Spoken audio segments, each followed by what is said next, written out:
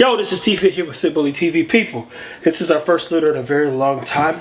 Part of my job is to vlog, educate, teach, and let you know that this isn't the first time. This is the time we get back into the game. So, things you might need when you start your breeding. This right here is a camera. This camera allows us to go throughout the house, and you can just pull the camera in so they can see that.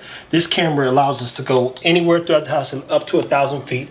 It has amenities like temperature. If the temperature gets too hot, you see we have this light here, and we have a heated light as well. We don't use it as much because normally when the puppies are surrounded by each other, they keep each other relatively warm. And for sure, if they're by the mother, then they're just as warm as well. But I would encourage you, get a light. Get a thermometer that does...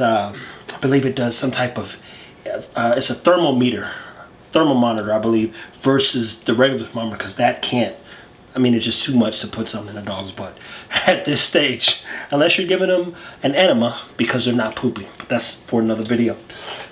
Camera off of Amazon allows us to be anywhere in the house. Turn the sound on. If it hits a certain volume of sound, guess what? It'll alert you. If it hits a certain temperature, it'll alert you. How it does that, I'm not so sure, but it has that amenity. The light, crucial. The puppies started off in here. Hey, man. This joker here is hungry. The puppies started off in here because they can't see just yet. Their eyes are just beginning to open. So we put them in position. We have a spot in the garage, but we put them in here so we could better manage, you know, what they're doing. When they get nothing, they just go back in the crate, and they're fine. Zara here, of course, is exhausted. Another thing you should know, depending on how you treat your females or your dogs in general, Zara trains a lot, so she was relatively thin.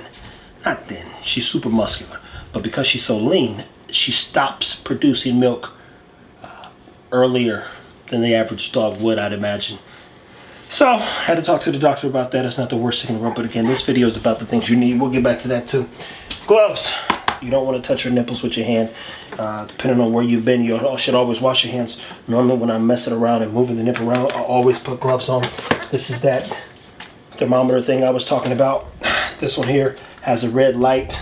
So you can basically know what you're measuring when you're measuring it. Scissors. We had to make a stent for one of the dogs. Something was going wrong. We've got an actual, well, you don't got to go over there, but we've got what you learn is the puppies whine when they're cold. So when we were originally using the baby wipes, they were cold baby wipes. So what you see is, leave them alone, man. What you see is that they would start whining. So we bought a heated thing for the puppies, for the wipes. So when you pull them out, you can wipe them down and clean them. Because trust me, they're going to piss and shit on each other. So you have to clean them almost 2 or 3 times a day. What else did we get? Zara eats 4 times a day on a schedule. The other thing that's important, charts. We have charts in which all the times the puppies eat. Some of them sleep a little bit longer than the others, so not all 5 dogs, we have 5 in this litter, eat at the same time. Which means if 3 of them have eaten and 2 of them haven't, we need to jot down that time, because every 2 to 3 hours, especially early on, the puppies need to be fed. Now, we won't get into the amount of food that they need to be fed. They'll let you know when they're done eating, but you have to keep them in rotation so they objectively eat in a 12-hour time frame or a 24-hour time frame, anywhere from 6 to 8 times. So it's important, especially if you have people helping or kennel partners assisting you, that people know what they're doing like you're running a business, because technically this is a business, and we want the dogs first to be safe, to be healthy, to be safe, to stay fed, and of course to continue to grow. We're past part of the difficult phase. Week 1 is crucial, but the most important week moving forward is week 4, when you begin to transition them off the mom's titty to dog food.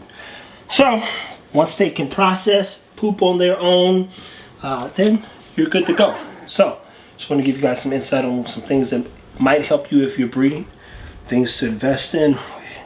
We'll show you when we transition and get the other setup set up. Fit Bully, T-Fit Bully TV signing off.